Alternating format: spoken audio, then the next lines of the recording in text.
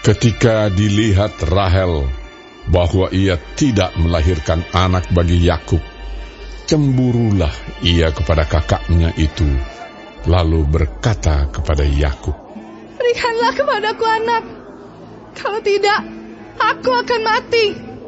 Maka bangkitlah amarah Yakub terhadap Rahel, dan ia berkata, "Akukah pengganti Allah yang telah menghalangi engkau mengandung?" Kata Rahel, "Ini Bilha, budakku perempuan. Hampirilah dia, supaya ia melahirkan anak di pangkuanku, dan supaya oleh dia aku pun mempunyai keturunan." Maka diberikannya Bilha, budaknya itu, kepada Yakub menjadi istrinya, dan Yakub menghampiri budak itu. Bilha mengandung, lalu melahirkan seorang anak laki-laki bagi Yakub. Berkatalah Rahel, "Allah telah memberikan keadilan kepadaku, juga telah didengarkannya permohonanku, dan diberikannya kepadaku seorang anak laki-laki." Itulah sebabnya ia menamai anak itu Dan. Mengandung pulalah Bilha, budak perempuan Rahel, lalu melahirkan anak laki-laki yang kedua bagi Yakub. Berkatalah Rahel, "Aku telah sangat hebat bergulat dengan kakakku, dan aku pun menang." Maka ia menamai anak itu Naftali. Ketika dilihat Lea bahwa ia tidak melahirkan lagi, diambilnyalah Zilpa, budaknya perempuan, dan diberikannya kepada Yakub menjadi istrinya. Dan Zilpa, budak perempuan Lea, melahirkan seorang anak laki-laki bagi Yakub. Berkatalah Lea, "Mujur telah datang." Maka ia menamai anak itu Gad. Dan Zilpa, budak perempuan Lea, melahirkan anak laki-laki yang kedua bagi Yakub. Berkatalah Lea, "Aku ini berbahagia. Tentulah perempuan-perempuan akan menyebutkan aku berbahagia." Maka ia menamai anak itu Asher. Ketika Ruben pada musim menuai gandum pergi berjalan-jalan, didapatinyalah di padang buah Dudaim, lalu dibawanya kepada Lea ibunya. Kata Rahel kepada Lea, "Berilah aku beberapa buah Dudaim yang didapat oleh anakmu itu." Jawab Lea kepadanya, "Apakah belum cukup bagimu mengambil suamiku? Sekarang pula mau mengambil lagi buah Dudaim anakku?" Kata Rahel, "Kalau begitu, biarlah ia tidur dengan engkau pada malam ini, sebagai ganti buah Dudaim anakmu itu." Ketika Yakub pada waktu petang datang dari padang, pergilah Lea mendapatkannya sambil berkata, "Engkau harus singgah kepadaku malam ini, sebab memang kau telah kusewa dengan buah Dudaim anakku." Sebab itu tidurlah Yakub dengan Lea pada malam itu. Lalu Allah mendengarkan permohonan Lea. Lea mengandung dan melahirkan anak laki-laki yang kelima bagi Yakub. Lalu kata Lea, "Allah telah memberi upahku, karena aku telah memberi budakku perempuan kepada suamiku." Maka ia menamai anak itu Isakar. Kemudian Lea mengandung pula dan melahirkan anak laki-laki yang keenam bagi Yakub. Berkatalah Lea, "Allah telah memberikan hadiah yang indah kepadaku. Sekali ini, suamiku akan tinggal bersama-sama dengan aku, karena aku telah melahirkan 6 orang anak laki-laki baginya." Maka ia menamai anak itu Zebulon. Sesudah itu ia melahirkan seorang anak perempuan dan menamai anak itu Dina. Lalu ingatlah Allah akan Rahel. Allah mendengarkan permohonannya serta membuka kandungannya. Maka mengandunglah Rahel dan melahirkan seorang anak laki-laki. Berkatalah ia, "Allah telah menghapuskan aibku." Maka ia menamai anak itu Yusuf, sambil berkata, Mudah-mudahan Tuhan menambah seorang anak laki-laki lagi bagiku.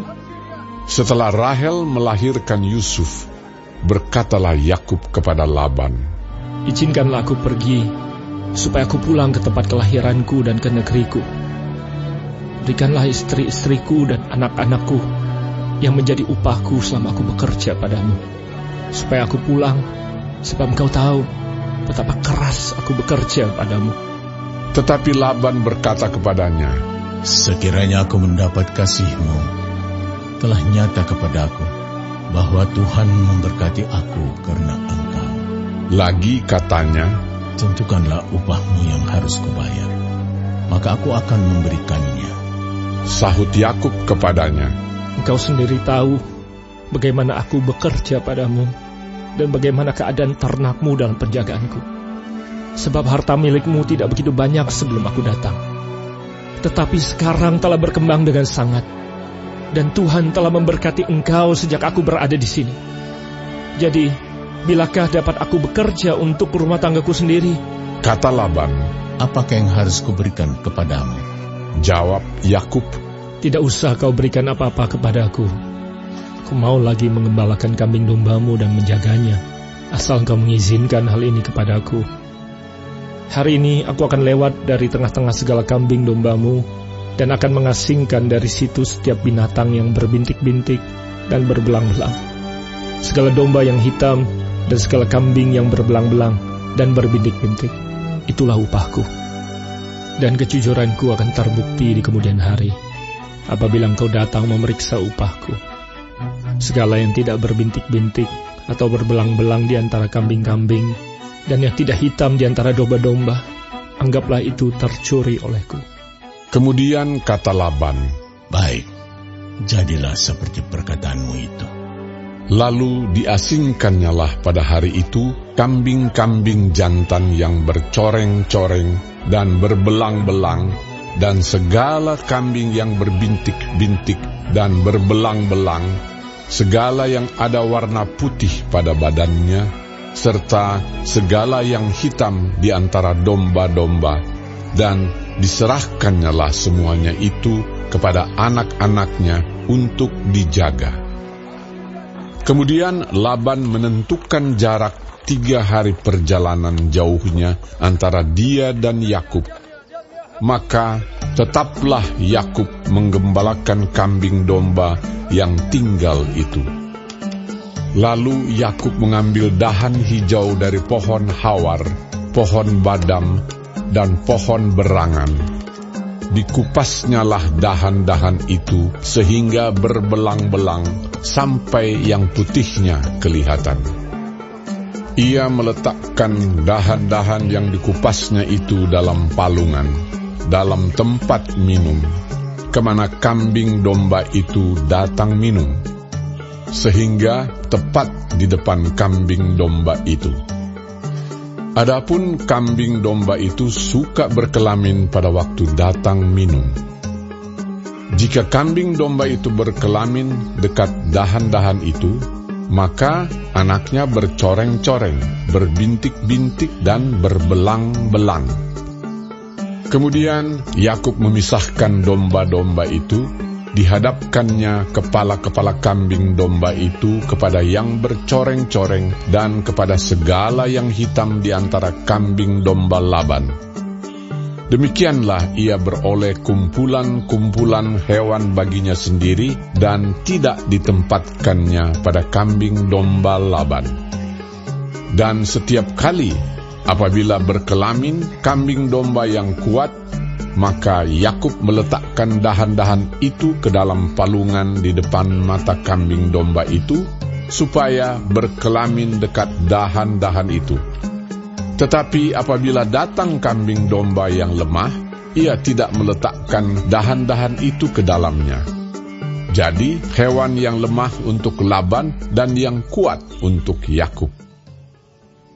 Maka sangatlah bertambah-tambah harta Yakub, dan ia mempunyai banyak kambing domba, budak perempuan, dan laki-laki, unta dan keledai.